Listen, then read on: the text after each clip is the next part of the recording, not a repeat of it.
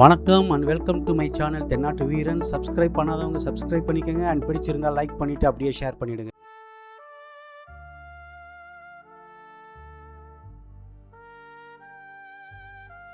பெங்களூருவில் வீடு ஒன்றில் பெண்ணின் எலும்புக்கூடு கண்டுபிடிப்பு. யாருமின்றி உயிரிழந்த மூதாட்டி. அந்த மூதாட்டியின் வயது 82 இருக்கக்கூடும்.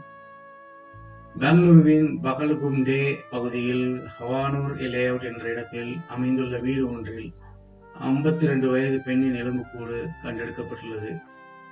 தாக்ஷாயினி என்று அடையாளம் காணப்பட்டுள்ள இந்த பெண் உயிரிழந்து கிட்டத்தட்ட 1 வருடம் ஆகியிருக்கலாம் என்று தெரிவிக்கப்பட்டுள்ளது. தாக்ஷாயினி உடல் நீண்ட நாட்களாக யாருக்கும் தெரியாமல் வீட்டுக்குள்ளேயே கிடந்திருக்கலாம் என்று காவல்துறையினர் சந்தேகிக்கின்றனர்.